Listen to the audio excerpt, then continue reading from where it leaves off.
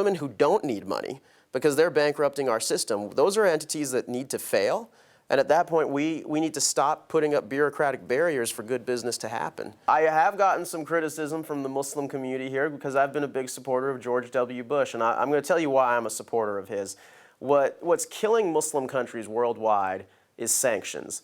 What will happen is you've got a dictator like Saddam Hussein who takes over a country like Iraq, and then the worldwide community says, we're not going to do any more trade with you. We're not going to trade goods. We're not going to send medical supplies. We're not going to send money. And then we're also going to sanction you until you get better, until you start doing it the way we want. The problem, though, with a sanction is that it empowers a dictator like Saddam Hussein. Because a dictator like Saddam Hussein, when someone's a dictator and is evil, they have no problem finding a way to get money. If you look at the United Nations Oil for Food program, countries like France were basically shoveling money Saddam's way so that he could create war and shovel oil their way. So a dictator will never have a problem finding money. That's why sanctions have never worked historically on guys like Saddam Hussein, on Kim Jong-il, on I believe his name is Omar al-Bashir, the president of Sudan, who's up there with Hitler in terms of evilness. So the only criticism I would have of American foreign policy is we have to stop sanctioning these countries that get taken over by a dictator. There's only a couple things we can do when a country gets taken over by a dictator.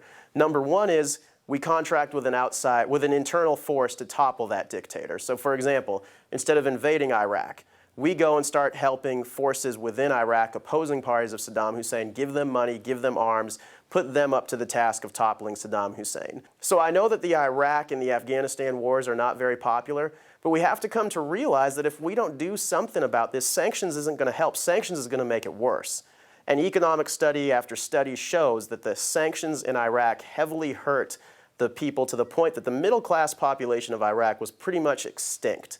And at that point, Saddam Hussein, when there's no longer a middle class, a dictator like Saddam Hussein now has an even better chance of taking over a country because there is no force, no accountability within the country that's going to stop him or her. So what we need to do with American foreign policy, stop the sanctions, start doing free trade, do free trade with dictators. One way to put out a dictator without throwing missiles is free trade. Free trade brings so much money into a country that's what starts developing a middle class. When people start getting jobs. Another problem with Iraq, for example, there was so little money in Iraq. Saddam Hussein was the only one who could give money to the people. So when you had the typical person walking around on the street in Iraq and they needed food or their daughter was sick and they needed medicine, there was only one person they could go to. And when they went to Saddam Hussein, they were now a slave to Saddam Hussein. So by having that dictator there, by having no multinational corporations coming in to offer jobs, that dictator can now enslave everyone. When you open free trade, when you lift sanctions, you open free trade, you send money to a country, even if it's with a dictator, at that point, multinational corporations follow money. So they're going to start going in, even if it's Kentucky Fried Chicken or McDonald's. They're going to start going in, they're going to start offering 9-to-5 jobs to the people, and then that person who's just on the street, if his daughter is sick and he needs to feed his daughter, get his daughter medicine, he no longer has to rely on Saddam Hussein. He can go get a job at McDonald's. It's very easy. It's very simple economics. That's why I like George W. Bush, because he lifted sanctions on a record amount of Muslim countries. Bill Clinton sanctioned a massive amount of Muslim countries. Bill Clinton had an awful foreign policy. I give credit to Barack Obama, though, because he's not falling for that trap of sanctioning. It says right here that the first reporting period is April 20th. You want to elaborate on what you need by then? So if, just again, go to our website, Hasan2010.com, HASAN2010.com. There's a contribution link right there. Please contribute. Again, the maximum is $1,050 per person, around $1,000 per person. We welcome any contributions, and we would love to have them. The deadline is by April 20th. That's the next reporting period. So if you're interested in contributing, please do it sometime in April. And also, if you can't give 1,000, that's okay. Give 100, give 50, give 20, give 10. I'll take 5. I'll take $1. The important thing is we are going to win this race. We're going to be the first Muslim to win a statewide office. And anybody who invests in this campaign, your name is going to be reported as one of the people who invested in this early campaign. And that's pretty awesome. So I just invite everyone, hopefully you like my campaign points, the intelligent points I'm trying to put out there, but at the very least it's an investment in making Muslims a greater part of the fabric here in this country I love very much and we all love, which is America.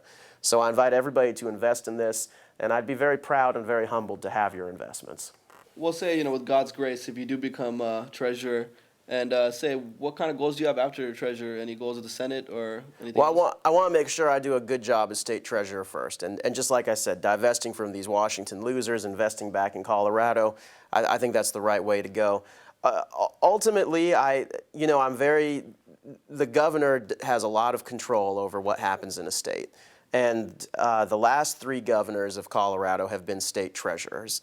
And then the last treasurer before the current one became a congressman. I think as a governor, I used to teach public school in East LA here in California. I taught public school in East LA here for a year and a half. As a governor, you have a great opportunity to rewrite a lot of educational policy. And normally, if you do a good job in one state, that legislation just spreads like wildfire. So what I'd like to see with our public school classrooms, we're not catering to every single type of learning style. What a learning style is the way you learn. So some people are visual, some people are audio, some people are tactile. We have a Pakistani background, so we obviously love to talk. We hate to listen. So that's the Pakistani learning style. Right. And what we're doing today, when you see how we're preparing our public school teachers, we're not preparing them to accommodate for every single learning style. Normally, someone who goes into public school teaching is a person that did very well in high school and middle school, and they're probably more auditory learning. They can sit at a desk all day for 8 hours and not move and not sing and not dance. A Pakistani person, a typical one, can't do that. So I think what we need to do is change our education system. We need to start training our teachers so that they can accommodate for all types of learners. So that way, when we send a teacher to the public school classroom, she or he is ready to teach all types of students. That's one thing we need to do. I think the second thing we need to do is just cut government bureaucracy, cut spending, cut bureaucracy.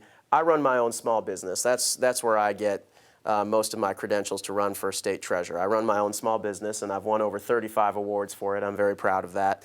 So I think we need to reduce bureaucracy.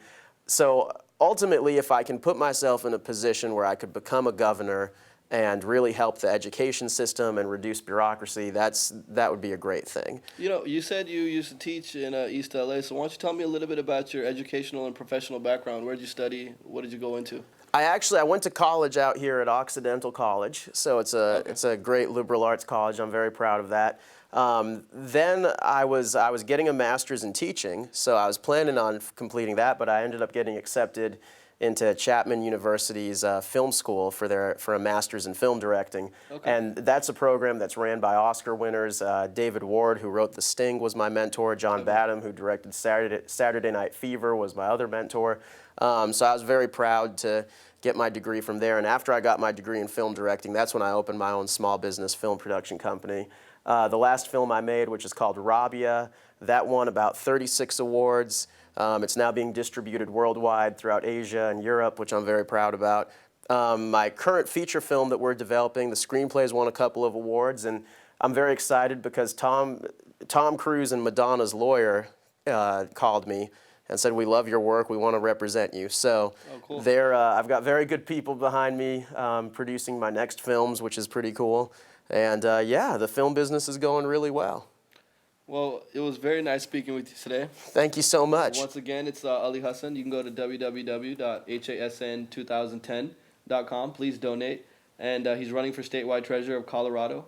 And this is Azhar Ali Khan speaking on behalf of Safeer-e-Pakistan. Assalamu alaikum. Safeer-e-Pakistan.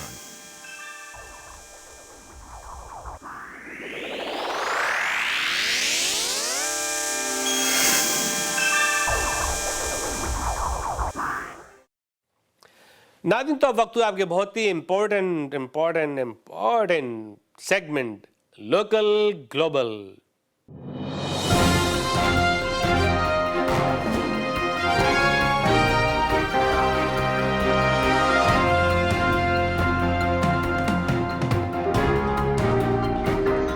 नाज़रीन, आज के local global में बहुत कुछ हमने शामिल किया है। डेफिनेटली आपको पता है कि सफीर पाकिस्तान की अवार्ड नाइट हुई थी। उसके बाद एक बहुत ही मशहूर शायरा लंदन से आई थी, जिनका नाम है नूर जहां गज़नफ़र नूरी। उनके एजाज़ में यहाँ पे मुकामी शायरों ने एक तकरीब रखी और उनकी पेशगोई की। इस मौके पे मुकामी शोर ने भी हिस्से लिया, तो इसमें बहुत ही दिलचस्प था। और इसको ऑर्गेनाइज़ किया निशात पापा ने। निशात बहुत बड़ी शायरा है इसकी, और उनकी एक किताब भी मंज़र आम पे आ गई है इंशाल्लाह बहुत